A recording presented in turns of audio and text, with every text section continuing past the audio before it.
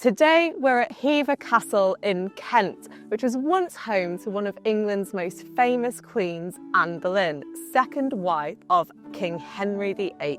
It was within the intimacy of these very walls that Anne received a series of love letters from Henry VIII. She was not yet a queen at this point, but lady-in-waiting to Catherine of Aragon. But she had ambitions of her own. Did Anne wander these grounds, considering her future? Could she have foreseen the tumultuous path ahead, one that would ultimately lead to tragedy? Let's go inside to find out more.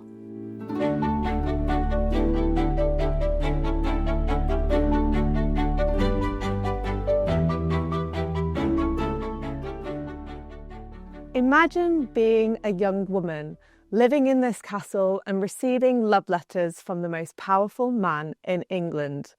That was the case for Anne Boleyn in the late 1520s, when Henry was doing his very best to win her over. We can imagine her pacing this bedroom, poring over her letters from Henry and contemplating her future.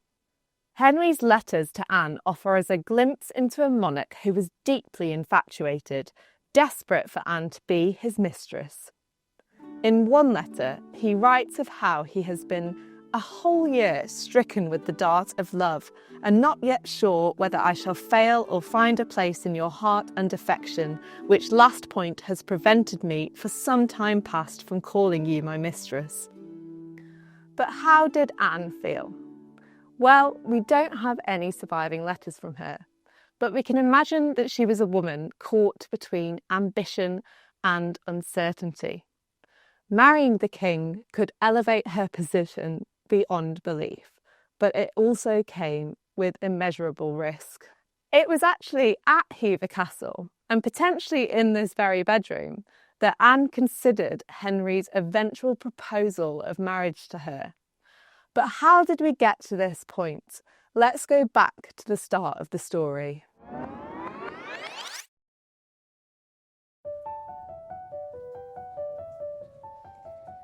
I'm standing on the stairs leading up to the room that is thought to have been Anne's childhood bedroom.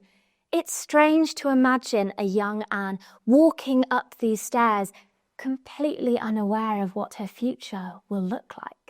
Anne Boleyn was most likely born in Norfolk in 1501. She was the second daughter of Thomas Boleyn and Elizabeth Howard, who had married a few years before. Of their 5 children, only 3 survived the harsh realities of Tudor infancy. Anne, her elder sister Mary, and their younger brother George. Anne and her siblings began their lives at the Boleyn family's estate in Blickling, Norfolk. However, in around 1505, after the death of his father, William Boleyn, Thomas moved the family to Hever Castle in Kent. The relocation brought them closer to London and the prestige of the Tudor royal court. We don't know much about these formative years of Anne's, but we do know that she would have spent a lot of time here between 1505 and 1513. And Anne could have spent much of her time here in what is thought to have been her childhood bedroom. Owen, thanks so much for joining me today. Do we actually know what Anne might have been like as a child? So the documentation around Anne's childhood is quite scant, but we can sort of piece together what kind of childhood she had and what kind of child she was through comparative research, but also by looking at the woman she became. So we know that she was quite a precocious child, I think. She was very well educated for a woman of her class and station. And I think she was a go-getter. I think she excelled in a lot of areas in life. And as well as her education, do we have an idea of what her childhood might have looked like at Hever? Yeah, I mean, Anne was actually quite a privileged child. There's this sort of pervasive myth, I think, that she was born into a lower class family and her story was a rags to riches one. It's not quite like that. Thomas Boleyn, her father, was one of the 1%. He'd married into the nobility, as had his parents and grandparents. So they had sort of risen through trade, but 3 generations earlier. So Anne is born into a very wealthy existence. Thomas Boleyn has many manors like Hever, but this is the one that the family seem to gravitate to. And I think that's because it is sort of half a day's ride away from the capital, where court is, and half a day's ride to the coast, where Thomas's business is run from. He is an ambassador for the king. He's the best French speaker at court. And I think this career shapes the education that Anne has. So it wasn't typical for women to have the better education. It was far more likely that the sons in the family would be educated incredibly well. It seems like Thomas was a bit of a humanist. He believed in educating his daughters as well as his sons. And Anne has an incredible education, which likely happened here. And would that have been extremely rare, I suppose, in the Tudor period? It was. I mean, it's a burgeoning group of thought, sort of heralded by Erasmus of Rotterdam, who is sort of praising the education of women, the women of Thomas More's household. His daughters are educated incredibly well. So it's a growing phenomenon. And Anne was a recipient of this sort of enlightened thought that women should be educated. There was a reason behind this, and it was because women were the primary educators of boys. So it wasn't that progressive. There was sort of a motive behind it. But that didn't mean to say that the women who were educated didn't go on to do amazing things, which I think Anne does. It's so fascinating. And I have to ask, Owen, we're currently in this room. Do you have a favourite part? I do. I mean, it's been beautifully curated now to look as close as we possibly can get it to Anne's time using inventory work.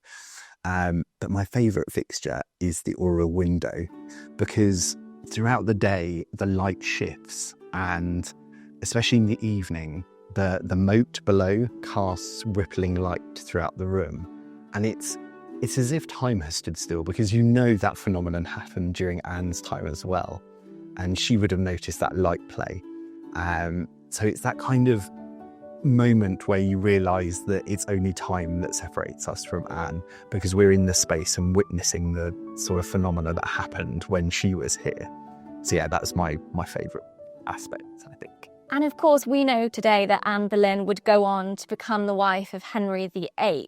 Do you think there was any sense when she was growing up that she would rise to these great things? I don't necessarily think it was sort of written in the stars or anything like that. But I think the way that her education panned out meant that she was fully equipped to fulfill that role. She also comes into contact with some of the most powerful women in Europe who are ruling in their own right or on behalf of fathers or husbands or sons. So she is getting exposure during her education, which will fundamentally shape the kind of queen that she becomes. So I think rather than it being in her nature, it's much more about nurture. It's much more about the kind of education that she's receiving, the kind of ideas that she's being exposed to, and chiefly the kind of women that are educating her. One of these influential women was Margaret of Austria, whose court Anne was sent to in 1513 to continue her formal education. This would have been hugely exciting for a young Anne, and she would have been around some of the most powerful people of the period. It was common for noble daughters to be sent to households to cement their skills, but it wasn't common to be assigned a personal French tutor, which was the case for Anne. And Margaret took a liking to the young woman, writing to her father Thomas that "I find her so bright and pleasant for her young age that I am more beholden to you for sending her to me than you are to me." In 1514, Anne Boleyn and her older sister Mary joined the household of Henry VIII's sister, Mary Tudor, as she married King Louis XII of France. After Louis's death, Mary Boleyn returned to England at their father's request, but Anne stayed behind.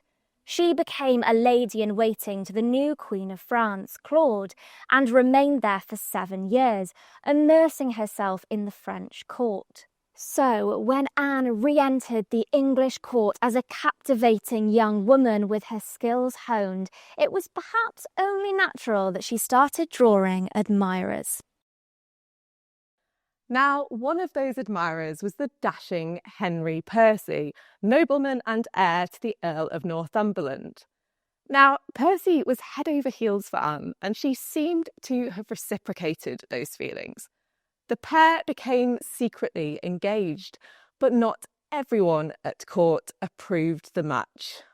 Percy's father, the Earl of Northumberland, did not want to see his eldest son and heir married to the daughter of a lowly knight. But Anne and Percy had an even bigger problem. The king himself disapproved of the match. Henry VIII ordered Cardinal Wolsey to put an end to the betrothal, and in 1523, Anne was banished from court to keep her apart from her former fiancé. She returned home to her father, here at Hever Castle. Henry Percy, meanwhile, was quickly and unhappily married to Mary Talbot, daughter of the Earl of Shrewsbury. We don't know much about Anne's next few years, but by 1526, Henry had firmly set his eyes on her. Now, by the time Henry VIII began pursuing Anne Boleyn, his reputation as a man who enjoyed fleeting romances was well established. His many mistresses were an open secret at court. For Henry, these relationships were passionate but ultimately disposable, never threatening his position or power. Anne was no stranger to this reality. She had seen firsthand how her own sister, Mary Boleyn, became one of Henry's mistresses, only to be cast aside when his interest waned. Anne knew the precarious nature of courtly life and understood that being a mistress brought neither lasting security nor true influence. Anne had to play her cards very carefully to avoid the same fate as her sister.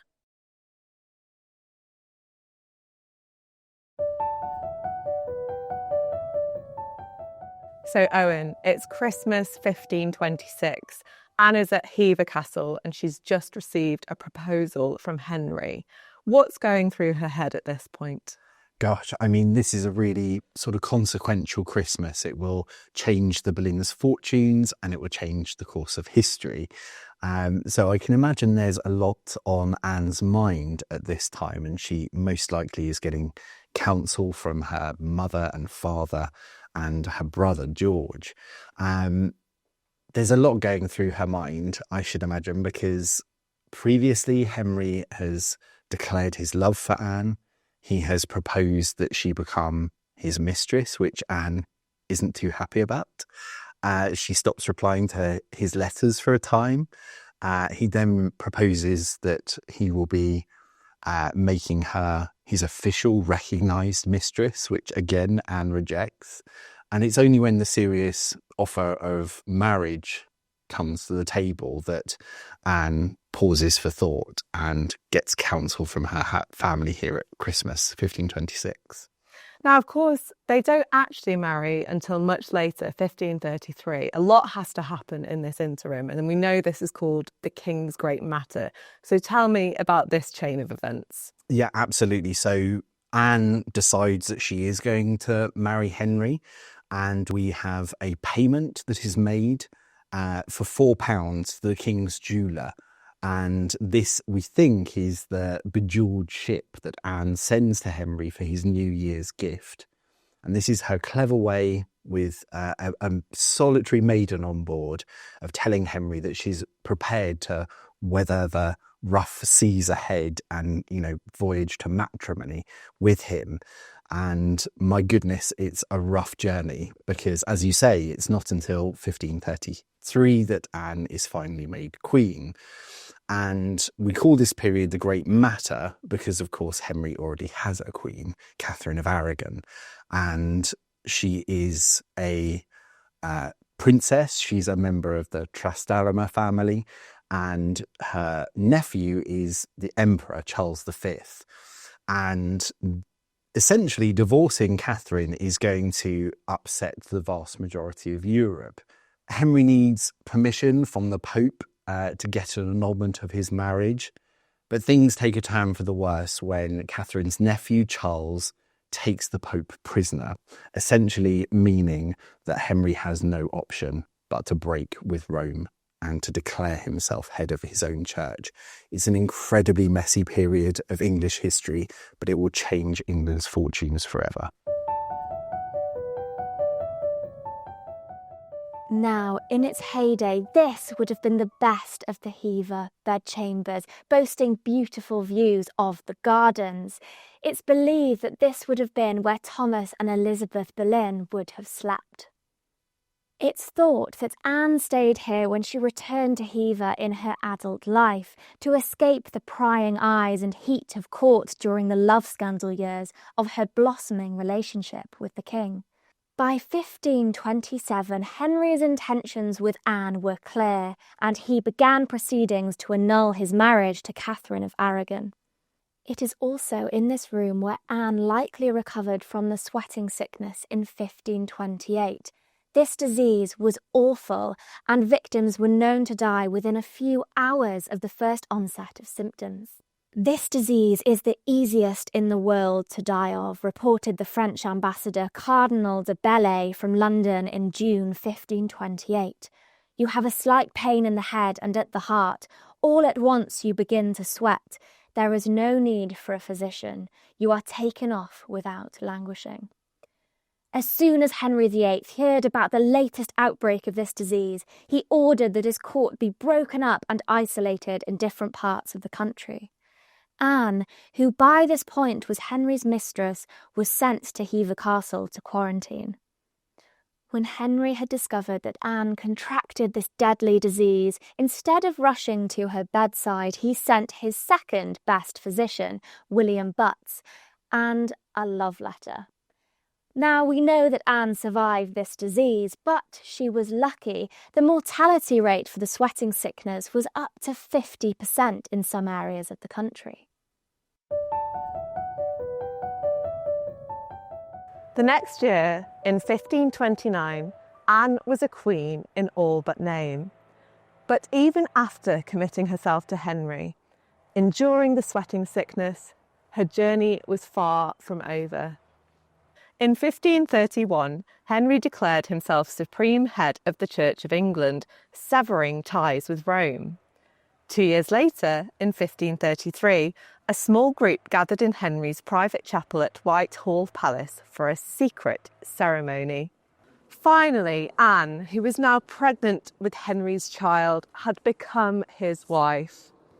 The news was broken on Easter Sunday 1533. Adorned in all her regal finery, Anne emerged as queen. For her coronation, she adopted the motto, "the most happy," but history, as we know, would soon deliver a cruel irony to her choice of words. And yet it was likely here at Hever Castle that Anne made the fateful decision to marry Henry, a choice that reshaped the destiny of England and the course of her own life. While Henry's great matter captivated nations, Anne's great matter might have unfolded within these very walls. How differently might the story have turned out had her answer been no?